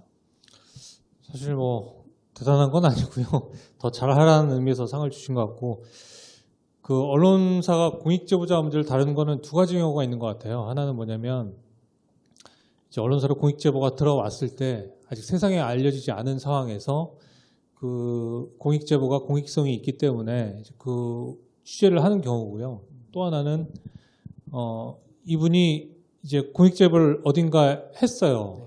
뭐 자기 해당 기관에 했든지 무슨 뭐 어떤 기관에 했든지 권익위에 했든지 했는데 그 이후에 이제 애시당초 공익제보를 그러니까 하면서 기대했던 것과는 다른 쪽으로 이제 흘러가서 뭐 흔한 경우죠. 본인만 조직에서 팽당하고 따당하고 또는 징계를 받거나 이렇게 됐을 경우에 이제 언론이 이런 문제를 다루는 경우, 그러니까 첫 공익제보는 언론사의 일종의 제보 형태로 내가 알고 있는 이런 비리를 취재해달라는 게 하나가 있고, 또 하나는 내가 공익제보를 했을 때 이제 이런 억울한 걸 당했는데 이 억울한 사정을 좀 알려서 내가 원래 공익제보 했을 때 이루고자 했던 것도 좀 제대로 진실이 밝혀질 수 있게끔 해달라, 이런 두 가지 경우가 있는데 제가 취재했던 거는 이제 두 번째 경우였죠. 그러니까 이분 같은 경우는 국정원 직원인데 그 백색 요원으로 해외 이제 신분을 공개를 하고 이제 해외 중동 지역에 이제 나가 있었는데 전임자하고 인수인계를 하는데 보니까 아파트 계약을 했는데 아파트가 너무 허름한 거예요. 근데 엄청 비싸게 계약을 해놨어요. 그래서 이 돈이면 감당이 안 되는데 어떻게 이렇게 비싼 돈에 이런 아파트에 있을까 생각을 했는데 나중에 봤더니 월 500달러씩 그러니까 이중 계약을 한 거죠. 수리비 명목으로 다시 세입자한테 돌려주는 거였어요. 그러니까 그만큼 쉽게 그냥 삥땅을 친 거죠. 이 전임자가. 이걸 알고서 이 사람이 몇 년 동안 근무했던 걸 치면은 곱하기 얼마 하면 얼마가 나오니까 횡령을 했구나. 그래서 본부에다 보고를 했죠. 전임자가 이렇게 했다. 그랬더니 야, 그거를 본부에서 어떻게 할 수가 없으니까 네가 소송을 내라. 현지에서. 그래가지고 이제 본부에서 그렇게 지시하니까 소송을 냈는데 그게 이제 지역 언론에 또 화제가 되면서 이제 보도가 되고 우리나라에 와 있는 외교 그 주재원들 간에 소송이 벌어졌다. 이런 이색적인 일이 벌어졌다. 뭐 횡령이 이렇게 됐다. 이게 된 거예요. 근데 결국에는 이 전임자는 먼저 사표를 내고 나갔어요. 본인이 이제 무리를 일으킨 걸 알고서.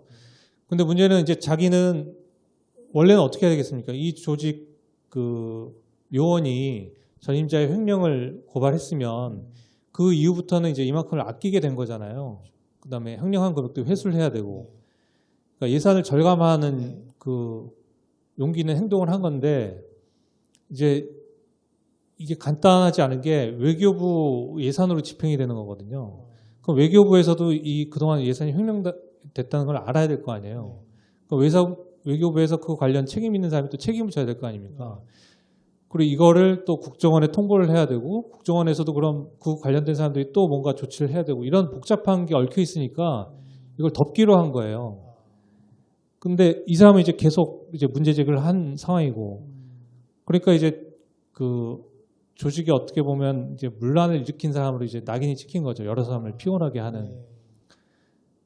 그게 나중에 이제 그 문제가 되니까 그런 상황을 못 견뎌하고 이 사람이 결국 사표를 내요. 국정원 직원이. 차라리 그럼 사표를 내겠다. 그 사표가 수리된 줄 알고 기다렸는데 한 3개월이 지나도 이 퇴직금이 안 나와요. 그래서 자기 후임자한테 내 퇴직금 왜 안 나오는지 좀 알아봐달라 했더니 그 사표 수리가 안 됐다는 거예요. 무슨 소리냐. 사표 수리가 돼서 내 후임자까지 와서 너한테 인수인계까지 하고 국정원 실무직도 다 반납하고 했는데 3개월 동안 이게 안 됐다니 무슨 소리냐. 나중에 봤더니 그 퇴직 처리를 안 한 거예요. 그럼 그동안에 월급은 계속 나왔을 거 아닙니까? 그리고 국정에서 따로 다른 부서에다가 쟁여놓고 주지를 않은 거예요. 그래 놓고서는 본부를 귀임하라고 명령을 내려요. 이 사람은 사표를 냈으니까 군대로 돌아올 이유가 없잖아요. 안 가겠다고 그래요. 그러니까 명령 거부로 인해 가지고 이제 해임을 시키죠. 법원에다가 이제 재판을 걸어요. 해임해서 이겼어요. 해임 무효 소송. 그러니까 해임은 무효니까 어떻게 됐냐면 의원 면직 발령을 다시 내요. 국정원이. 난 의원 면직을 그 날짜에 하지 않고 그 전에 이미 3개월 전에 했는데 너희가 안 받아들여주고 해임 처리한 거 아니냐. 근데 해임 날짜에 다시 의원 면직이라니 난 그 날짜에 의원 면직한 적이 없다. 다시 소송을 내요. 또 이겨요. 그러면은 해임도 무효. 그 날짜에 의원 면직도 무효. 그러면 처음에 사표를 냈을 당시로 땡겨가지고 의원면직 처리를 해야 되는데 그 인사방명을 안 내요. 무려 6년 동안이나. 그래서 이 사람이 국정원 직원 신분도 아니고 퇴직자 신분도 아니고, 왜냐면은 해임도 무효, 의원면직도 무효. 그러니까 뭐가 인사 조치가 있어야 이 사람이 회사를 나올 거 아닙니까? 나온 상태도 아니고, 그렇다고 6년 동안 출근도 안 한 상태고, 이 사이에 이 사람이 일자리를 알아보려고 하는데 신원조회 하니까 다 국정원 직원으로 돼 있는 거예요. 그 취직도 안 돼. 그러니까 계속 이제 일용직이나 이런 걸 이제 전전하셨죠. 근데 이제 이 책임자들이 당시 MB 정부, 박근혜 정부 책임자들이 다 그대로 있는 상황이었어요. 정권이 바뀌었죠. 책임자들이 이제 물갈이가 됐으니까 그 책임으로부터 자유로운 사람들이 이제 국정원의 책임 있는 자리에 있으니까 이걸 좀 원상복구 시켜주겠지 하고서 이제 계속 1인 시위도 하고 있는데 안 받아들여져요. 근데 마침 그거에 관련돼 있던 사람들이 또 상당수가 또 현 정부에 또 요직을 맡고 있는 분들이 있어요. 그래서 제가 이제 이걸 보도를 했죠. 과거에 잘못된 거 좋다. 법원 판결이 이렇게 나왔으니까 이것들 중에 적폐인데 과거 정부가 잘못했다는 것을 또 현 정부 들어서 국정개혁에 대한 얘기가 상당히 많지 않았습니까? 이제 문재인 정부가 좀 해결을 한 게 어떠냐.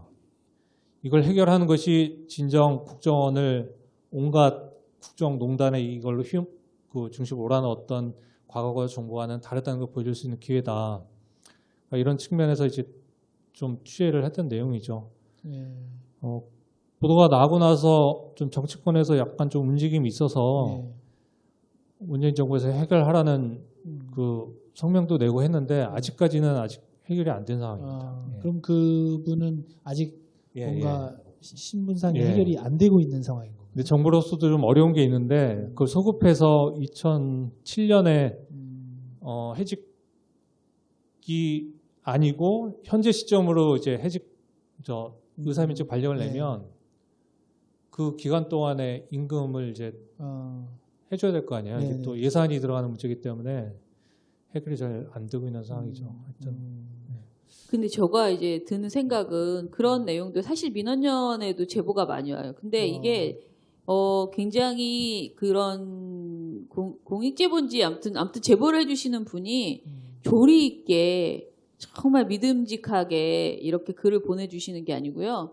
살짝 화가 나가지고 약간 두서없이 얘기하시는 경우들도 많고 글도 참 설득력 없게 써가지고 오셔요. 그런 거를 막 보여주면서 설명을 하시는 경우들이 있어요. 또는 전화를 하거나 문서를 보내주거나. 그럼 제가 이제 얘기하죠. 저는 민원연은요 언론사가 아니에요. 우리는 이런 걸 받아도 소용이 없어요. 이렇게 길게 얘기하시는데 말을 뚝 자르면서 아니 선생님 언론사에 가져가시거나 뭐 이렇게 안내를 해요. 그런데 언론사를 못 믿겠다는 거예요. 그런데 이제 그렇게 주시는 제보들 중에서 사실은 제가 보기에 이건 취재했으니까 저도 이제는 하도 여기서 언론인은 아니지만 언론 단체에 오래 다니다 보니까 이게 이렇게 보면은 몇 가지 물어보고 한 시간 얘기하다 보면 이거 괜찮네. 이거 좀 취재하면 좋겠네.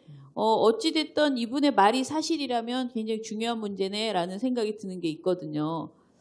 그래서 이제 그분한테 이거를 어디다가 한번 내봐라 하면 이제 나처럼 이름 없는 사람이 이런 걸 보내면 이게 바로 쓰레기통에 간다. 뭐 이렇게 하면서 굉장히 언론에 대해서 회의감을 갖는 분이 많았고요. 박근혜 이명박 정부 때는 언론을 믿을 곳이 없다라는 얘기도 정말 많이 했어요. JTBC 밖에 낼 데가 이제 없다라고는 말도 많이 했고요. 요즘은 그나마 또 막 MBC나 뭐 그러니까 뉴스타파도 하고 뭐 여러 곳에서 이제 고민하면서 여기 내볼까 저기 내볼까 그런 분도 있고 실제로 저한테 이제 좀 누구 콕 집어달라 누구한테 좀 보내달라 나는 이거 좀 믿을 만한 사람한테 좀 보내달라라고 하는 경우도 있거든요. 그래서 저는 MBC의 박성재 지금 보도국장님이랑 전에 그런 얘기를 했는데 MBC가 국민으로부터 신뢰를 받으려면은 제보가 많이 들어와야 된다. 그런데 그 제보라는 거 결국은 공익신고자들 등의 이런 분의 제보를 많이 받으려면 당신들이 제대로 된 보도를 해서 신뢰감을 얻어서 내가 저기에 가져가서 하소연하면 최소한 이 사안에 대해서 좀 시시비비를 가려주겠다 이들이. 그리고 내 내용에 대해서 공감하면서 보도를 해줄 것이야 라는 믿음을 그 언론사가 가져야지. 그러면 이제 그런 게 터지기 시작하면 예를 들어서 예전에 제보자처럼 그렇게 터지기 시작하면 황우석 사태도 MBC는 해주더라 라는 그런 게 이제 생기기 시작하면 그때부터는 언론사가 할 일이 많아지는 거죠. 네. 그런데 이제 맨날 앉아서 뭐 아무것도 제보도 안 들어오고 맨날 그냥 출입처만 다니면서 그냥 보도하고 이렇게만 되는 거예요. 그래서 저는 계속 말씀드리지만 공익 제보자를 적극적으로 창구를 열어서 그분들 관련된 내용들을 국민권이든 뭐 적극적으로 이렇게 취재하는 이게 굉장히 언론인들에게는 좋은 소재거리다라는 네. 것을 알려드려야지 된다라는 생각이 네. 듭니다. 이 방송을 지금 그 시청하시는 우리 언론인 여러분들은 이 말씀을 좀 잘 귀담아 들으셔야 될 것 같아요. 실제 저도 하나고 입시 비리를 제보했을 때 지금 생각해 보면 몇 분 기자님들은 정말 이게 그냥 일로 하는 게 아니라 그 사회 정의에 대한 그 분노가 있으시더라고요. 그래서 제가 어떤 기자님 만났을 때 하니까 막 토스트랑 이런 걸 다 준비하셔가지고 식사하시면서 하라고 하면서 뭐 이렇게 하시는데 또 어떤 기자분들은 그냥 이렇게 업무를 이렇게 하면서 더 이상 깊이 취재를 또 안 하고 이러면서 멈추기도 하고 그런 걸 보면서 언론인의 사명도 굉장히 중요하구나 이런 생각을 했는데 근데 또 한편으로 이제 질문 드리고 싶었던 게 사실은 언론이 감시의 기능과 권력을 견제하고 감시 기능을 하다 보면 공익 제보자들이 겪는 비슷한 고충도 겪을 것 같거든요. 예를 들면 뭐 외압이나 뭐 상식적이지 않은 어떤 압력 같은 것들도 있을 것 같은데 이런 민원위원회에서 활동하시다 보면 겪게 되는 고충은 어떤 것들이 있을까요? 저는 그런 거 없어요. 저는 그냥 남을 비판하다 보니 마음에 상처가 좀 생기는 건 아니 근데 있지만 의외로 많으실 것 같은데. 그렇지 않습니다. 그런데 네. 사실은 이제 그 탐사보도 하시는 분들 전에 이제 최근에 추정 60분이 종방하면서 구수한 PD인가요?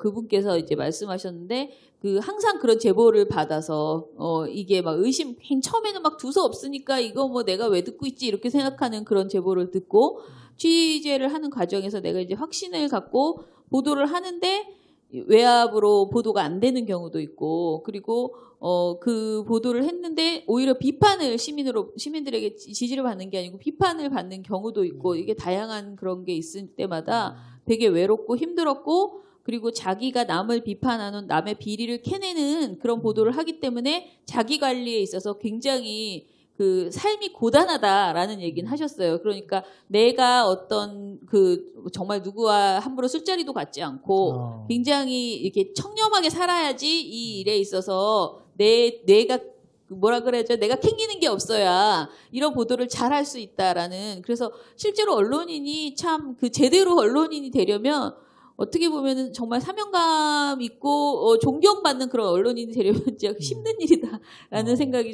들고요.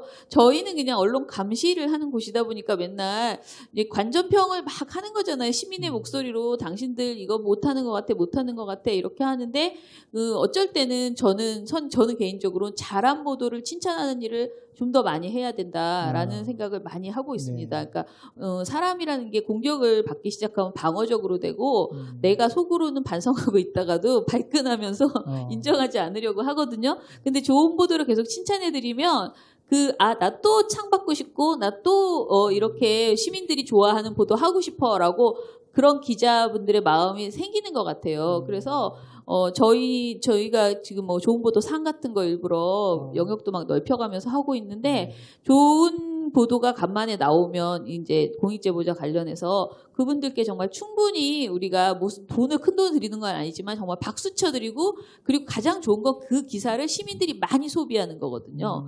좋은 보도가 묻히는 경우들이 굉장히 많아요. 지금 말씀하신 이런 보도들도 좀 더 많이 사람들이 알 수 있게 요즘은 보도라는 게 이렇게 시의성이 없습니다. 몇 년 전 것도 좋으면 다시 소환해서 뭐 노래도 다시 리바이벌 하듯이 이렇게 좋은 보도가 있었습니다 하고 저는 많이 지인들에게 퍼나르고 이렇게 하는 작업을 우리가 했으면 좋겠습니다. 네. 예. 그 방송을 보는 공익 제보를 망설이는 분들이 많으시거든요. 근데 그분들이 실제 말씀하셨듯이 어디로 가서 어떤 언론사에게 이걸 부탁하는 게 좋을까 고민을 많이 하는데 혹시 이 자리에서 그 칭찬의 차원에서 그래도 이쪽 이런 언론사들을 한번 믿고 가서 제보할 만하다 할 만한 언론사 추천을 좀 해주신다면 어디가 있을까요? 이렇게 꼭 짓기는 너무 어려운데 네. 저는 그냥 이렇게 경우의 수로 이렇게 뉴스타파 꼭 알려드리고 네. 그 다음에는 요즘은 JTBC와 MBC를 많이 이상하게 그렇게 되더라고요. 왜냐하면 MBC 같은 경우에 지금 약진하고 싶어 이제 어떤 신뢰를 받고 싶어 노력하기 때문에 조금 더 많이 보시는 것 같고요. JTBC는 사실 제보가 굉장히 많이 갔었다고 하더라고요. 그 태블릿 PC 이후에는 네. 많은 분들이 태블릿 PC도 사실은 JTBC의 보도를 믿었기 때문에 내주신 그렇죠. 거다라는 거잖아요. 그렇기 때문에 그쪽도 많이 가고 있는 것 같고 그다음에 이제 탐사보도팀들 뭐 그것이 알고 싶다 등 이런 네. 탐사보도팀들을 많이 찾죠. 네. 네.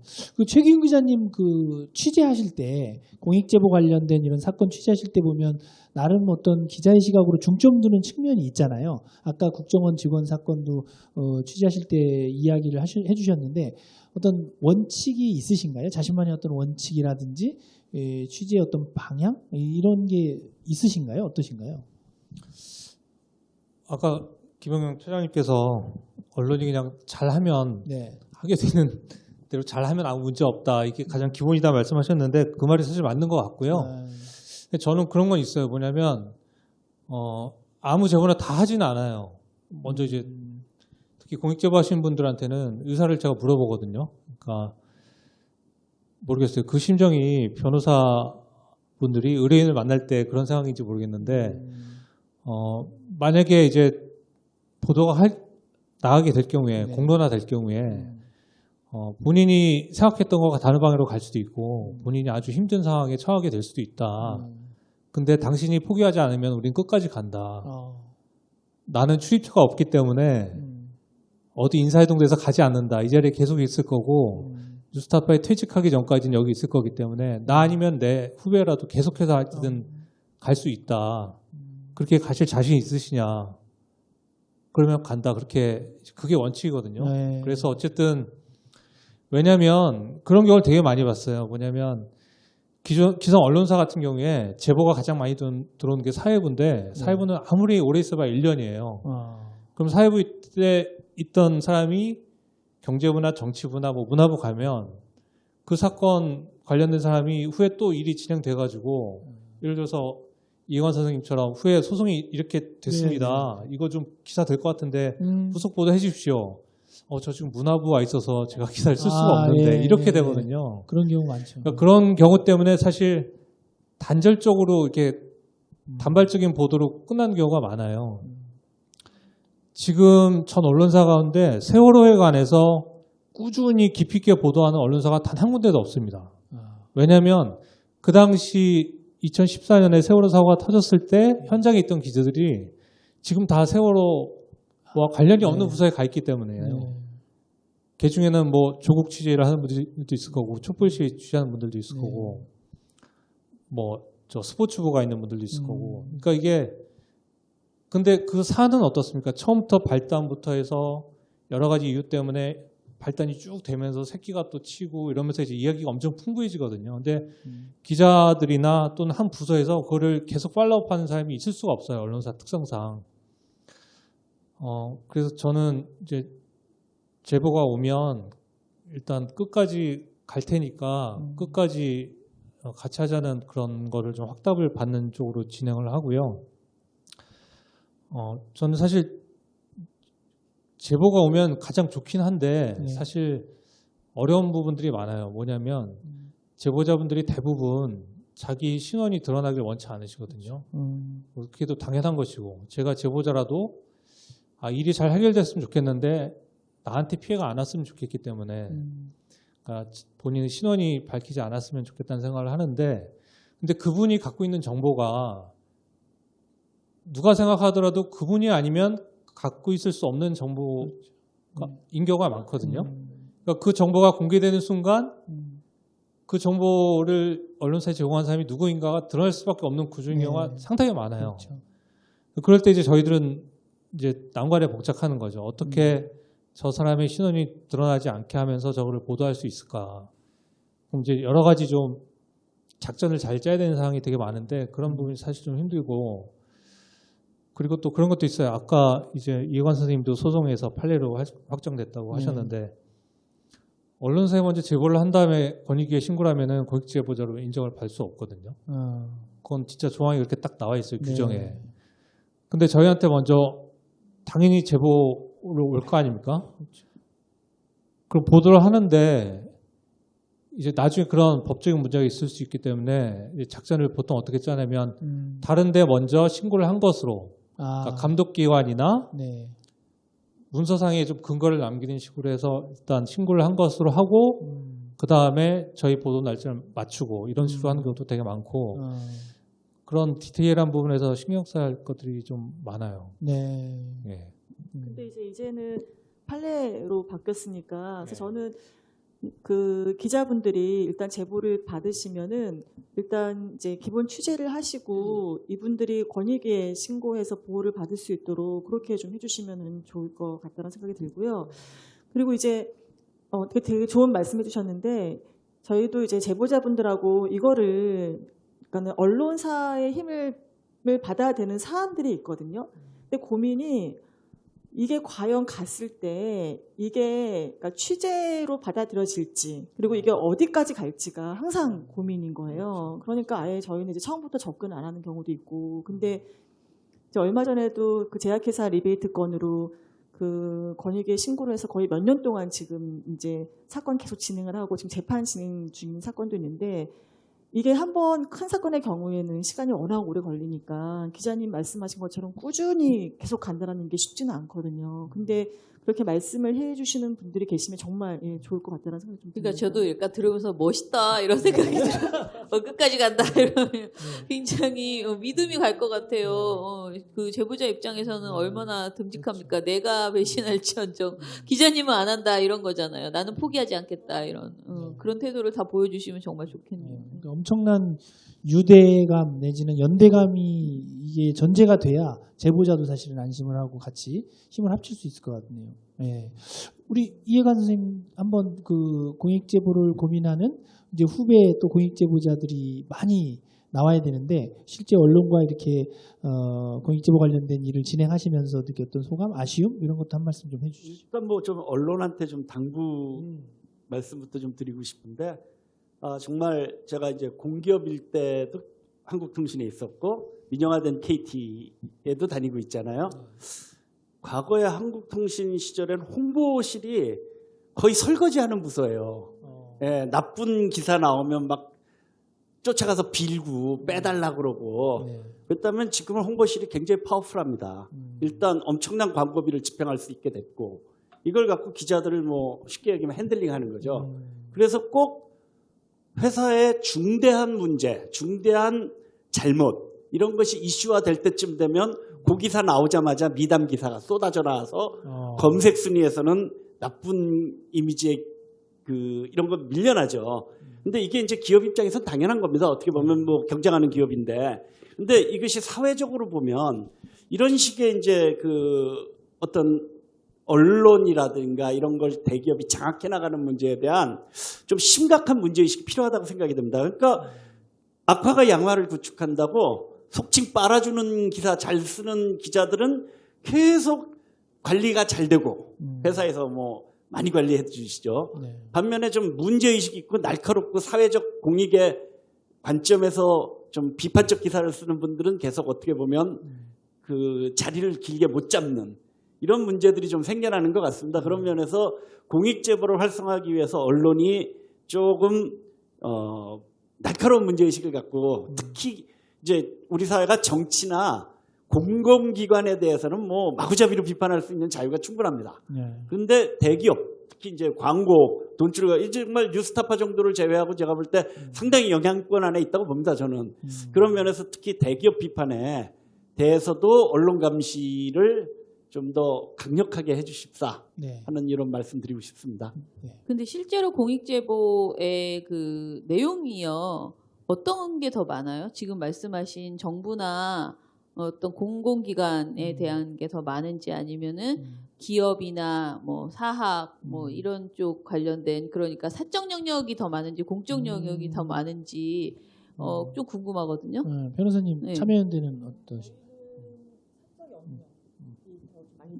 사적 영역에서 더 많이 들어오는 것 같아요. 예. 근데 이제 약간 좀 흐름은 있는데요. 근데 이제 좀 많이 들어오는 영역이 있습니다. 그러니까 이제 뭐 국방과 관련된 부분, 그다음에 교육, 그다음에 뭐 제약회사 이렇게 약간 좀 유형화가 되는 것 같아요. 많이 들어오는 것은.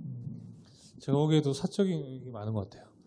그리고 공적인 영역이라 하더라도 그것과 결부된 민간인들이 저쪽과 같이 업무를 하다 보니까 불합리하게 진행된다 해서 이분들이 하지 그 내부에서 하는 경우는 많지 않은 것 같아요. 그러니까 민주화가 되면서 공적인 감시 기능은 우리 사회가 많이 높아진 것 같고요. 반면에 이제 자유화도 동시에 진행이 되면서 기업이 성역화가 된 거죠. 그러니까 거꾸로 권력이 성역화된 측면보다 이제는 기업이 성역화되는 측면이 있고 사실 우리가 이제 말이 쉬워서 갑질이지 이런 것도 사실은 아주 공익을 침해하는 행위거든요. 그런데 네. 갑질 피해자가 공익제보하는 경우 정말 그거는 뭐 거의 없다고 봐야죠. 그냥 회사 문 닫을 생각하지 않으면은 감히 할 수 없는 일이 돼버린 거고 그래서 대기업에서는 거꾸로 갑질자라고 이런 사람들이 승승장구하죠. 그러네요. 그런 생각이 들어요. 이제 기업이든 누구든 사실은 공익제보자가 나왔다는 것은 그 안에서 그곳에 지금 어딘가 골마가고 있다는 거잖아요. 그런데 그 골마가고 있다는 것을 폭로했을 때 위기관리 능력을 보여줘야 되잖아요. 근데 그 위기관리 능력을 돈이나 어떤 입막음, 뭐 언론을 매수하거나 또는 그 사람을 공격해서 그 사람을 괴롭히거나 이런 식으로 해결하는 것은 진정한 위기관리 능력이 아니다라는 그런 우리가 선례들을 우리 스스로가 만들어 나가야 된다.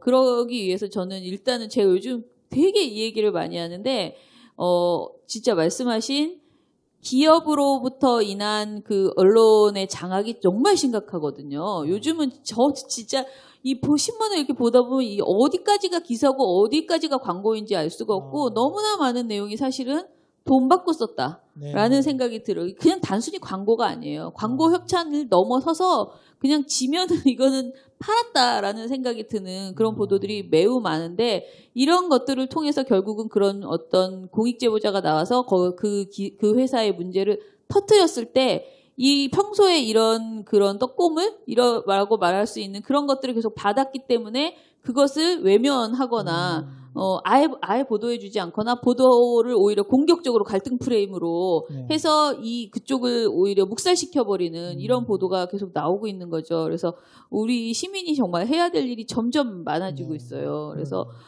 이런 공익제보자가 보람있게 하는 그런 문화가 우리한테 형성돼서 이게 언론을 우리가 매수하는 것이 한계가 있구나 라는 것을 분명히 느낄 수 있게 우리가 좀 해줘야 되겠다. 그러려면 이제 시민들이 언론을 감별하는 그런 눈도 더 많이 키워야 되겠죠. 네, 아마 이게 민원연이 좀 한가해져야 되는데 점점 바빠지는 사회로 가는 것 같아서 좀 걱정이네요. 저희가 벌써 이제 이야기를 이렇게 나누다 보니까 어느새 또 시간이 이제 마무리할 시간으로 다가오고 있는데요. 우리 최기훈 기자님부터 시작해서 마무리 발언을 좀 하시면서 소감도 곁들여서 같이 좀 발언을 좀 해주시죠. 아직까지 우리 사회가 공익신고자의 보호에 대해서 아직 시스템이 완전하지는 않은 것 같아요. 그렇기 때문에 만약에 권익위가 100% 역할을 다 한다면 언론사에 제보하는 것보다는 조용히 처리하는 게 낫겠죠. 언론에 떠벌려주고 이렇게 하는 것보다는.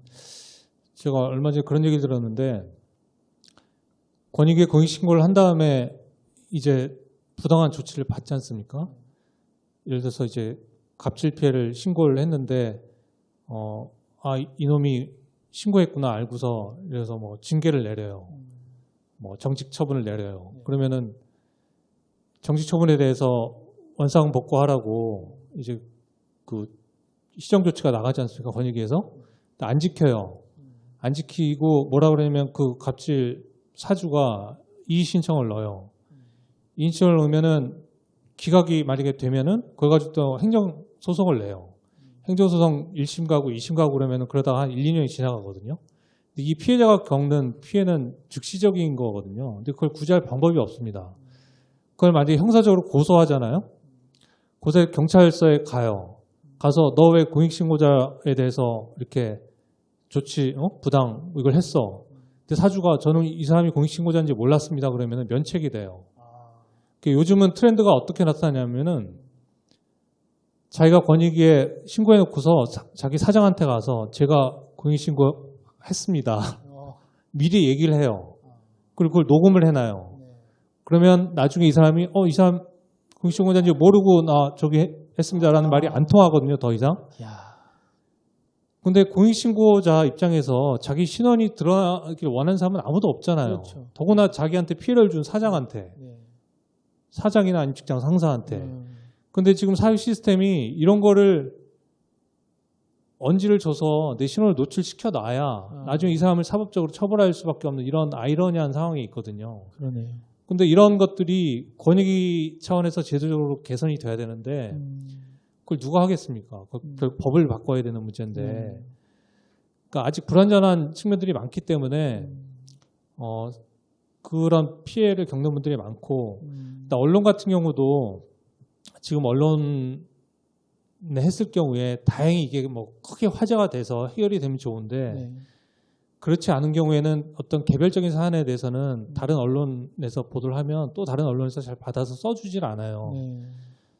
저희가 지난번에 양진호 그 갑질 사건을 보도했을 때 그 건 같은 경우는 권익에 신고하자마자 뭐 심의도 안 하고 그냥 이틀 만에 공익신고자로 등록이 돼가지고 신변보호 조치가 바로 들어왔거든요.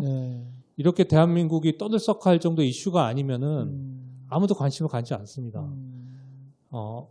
그런 문제가 있기 때문에 되도록이면은 저는 공익신고를 언론사에 할 때는 좀 일단은 언론사를 통하면 뭐든지 다 해결될 거라는 환상은 안 가지시는 게 좋겠다는 생각을 좀 하고요. 그다음에 아까 어느 언론사를 하는 게 좋느냐. 물론 이제 광고로 엿바꿔 먹지 않는 회사 하는 게 가장 좋긴 한데 설사 엿바꿔 먹는 회사라 하더라도 좋은 기자는 있어요. 그래서 한번 자기와 관련된 분야를 검색을 해보시고 이런 분야에 있어서 좀 진정성 있게 깊이 있는 기사를 썼던 기자가 만약에 눈에 보인다면 회사를 일반 그냥 제보 이메일로 하지 마시고 그 요즘 기자마다 이메일이 다 있잖아요. 그 기자한테 이렇게 연락을 하시는 게 어떻게 보면 더 효과적인 방법일 수도 있다. 그런 말씀 드리고 또 기자들이 항상 이제 좋은 아이템에 목말라 하는 게 기자의 천성입니다. 이게 뭐 빨아주는 기사든 뭐 소위 얘기해서 조지는 기사든지 간에 좀 널리 회자되는 기사를 누구나 다 쓰고 싶어 해요. 더군다나 그런 기사가 공익적인 면에 부합이 된다 그러면은 더 보람을 느끼는 거는 아주 정말 극소수만 빼고는 모든 기자들의 공통점일 거라고 생각하거든요. 그렇기 때문에 자기가 갖고 있는 이야기가 억울한 사연 이런 것들이 공익적으로 이건 충분히 나와 비슷한 상황을 겪고 있는 사람들에게도 도움이 될 거라는 생각이 드시면 제보를 많이 하시는 게 그래도 안 하는 것보다는 좋다. 그리고 그런 것들이 그런 좀 괜찮은 기자와 접점이 이루어진다면 충분히 사회를 바꿀 수 있는 게 되니까 제보를 주저하지 마시라 이런 말씀 좀 해드리고 싶고요. 그 다음에 기자들도 좀 교육이 필요할 것 같아요. 아까 말씀하셨다시피 사실 그 각 회사마다 윤리 강령이나 이런 게 있지만 공익 제보가 왔을 때 제보자들을 어떻게 접근하고 제보자의 입장에서 어떤 식으로 이걸 취재를 들어가야 되고 어떻게 신변을 보호해야 되고 이후에 언론 보도와 함께 이 사람의 신변을 보호하기 위해서 그 권익위에 신고하는 이런 행정적인 절차라든지 어떻게 해야 되는지에 대한 교육이 이루어진 곳이 거의 없어요. 그러니까 그때마다 이제 막상 자기가 당하면 그때 전문가를 찾기 시작하거든요. 언론사에서 수습 아까 기자 교육 말씀하셨지만 수습 기자뿐만 아니라 지금 기자들에 대해서도 예를 들어서 뭐 성희롱 예방 교육을 하듯이 그런 부분에 대한 교육도 반드시 있어야 된다고 생각이 들고 그런 교육 사업 같은 부분을 이런 공익제보 문제를 다루는 네. 참여연대나 아니면 호루라기 재단이나 이런 데서 한번 기획을 해서 하는 것도 좋지 않을까 네. 그런 생각도 좀 듭니다. 네, 민원위원도 같이 좀 해주시고요. 네, 아마 이제 이 방송이 나가고 나면 아마 그 뉴스타파와 우리 최기훈 기자님 제보가 쏟아지지 않을까 걱정이 좀 되네요. 알겠습니다. 자, 이어서 우리 이해관 이사님도 마무리 바랍니다. 제 사건이 그 법리적으로 여러 판례를 남길 수 있었던 가장 큰 이유가 굉장히 언론 보도가 활발했다는 겁니다. 그 사건 자체가 재밌었고 가짜 국제전화 사건이었으니까요.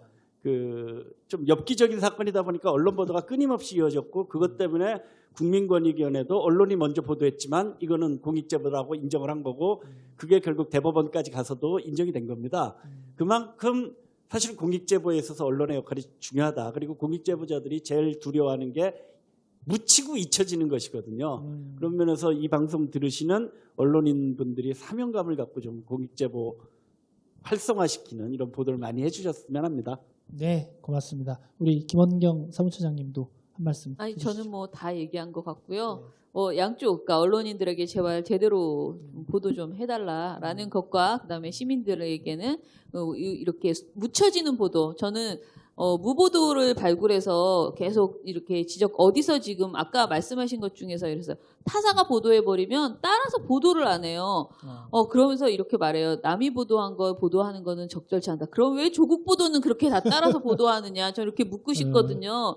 그러니까 제발 의미 있는 내용들이 보도가 되면은 그 뭐 뉴스타파에서 단독으로 먼저 발굴했다 하더라도 사실은 그 이슈 자체가 가치가 있다면은 다 같이 더 좋은 반응을 일으키면서 보도해야 돼요. 그래서 진짜 주요한 보도는 그렇게 좀 욕심을 내시고 많이 보도를 해주셨으면 좋겠다라는 것과 우리 시민들이 이제 그렇게 묻히는 보도들에 대해서 좀 비판하는 목소리들을 키워주셔야 되지 않을까 싶습니다. 네, 고맙습니다. 우리 변호사님 총평 한번 또 말씀해 주시죠. 사실 그 저희 첫 번째 영화관에 간 제보자도 그 언론의 중요성을 이야기했는데 오늘은 이제 바로 언론을 다루는 내용이어서 정말 여러 가지로 의미 있었고요. 오늘 사실 되게 좋은 말씀 많았는데 제보자가 언론을 어떻게 활용해야 되는지에 대한 팁도 주셨고 그리고 기자들, 언론사가 이 공익제보를 어떻게 바라봐야 되는지에 대해 좋은 말씀 해주신 것 같고요. 오늘 이 유튜브가 저는 모든 언론사의 기자들이 반드시 봐야 되는 유튜브 그랬으면 하는 바람이 있습니다. 네, 고맙습니다. 오늘 이렇게 소중한 시간 내주신 우리 김원경 민주언론 시민연합 사무처장님 그리고 최기훈 뉴스타파 기자님 그리고 이해관 전 KT 새노조 위원장님 그리고 또 공익제보자시고 또 우리 이상희 참여연대 공익제보지원센터 소장님이자 변호사님 감사드리고요. 그리고 여기 앞에 지금 보면 우리 방송에서 계속해서 이제 앞에 책이 한 권 있었는데 이 책이 무슨 책이냐면요. 이 딱 제목 보면은 공익제보 하지 마세요 이렇게 돼 있잖아요. 그래서 얼핏 보면 공익제보 하지 말란 얘기인가 싶은데 사실 이 안에 보면 공익제보자들의 아주 소중한 이야기가 담겨 있는 책입니다. 그래서 딴지일보사가 만난 그 이후의 삶 이러면서 공익제보 관련된 우리 사회에서 큰 족적을 남긴 분들의 책을 이렇게 발간했다고 또 이렇게 저희에게 또 선물을 보내주셨는데 한번 시청하시는 분들 한번 같이 사서 한번 읽어보시면 좋은 어떤 감동의 시간이 되지 않을까 말씀을 드리면서요. 오늘 이렇게 장시간 말씀 나눠주신 선생님들 다 감사드리고 다음 일정을 조금 안내해드리면 저희가 이제 다음 회편에는 미술과 공익제보 얼핏 보면 미술에서 어떤 공익제보 이야기를 할 수 있을까 되게 호기심이 생기죠. 궁금한데 이 이야기는 다음 회편에 인문학자 박흥수 선생님을 모시고 한번 풀어가 보도록 하겠습니다. 오늘 우리 이 자리는 이것으로 이제 마무리하고 같이 인사드리면서 마치도록 하겠습니다. 예, 고맙습니다.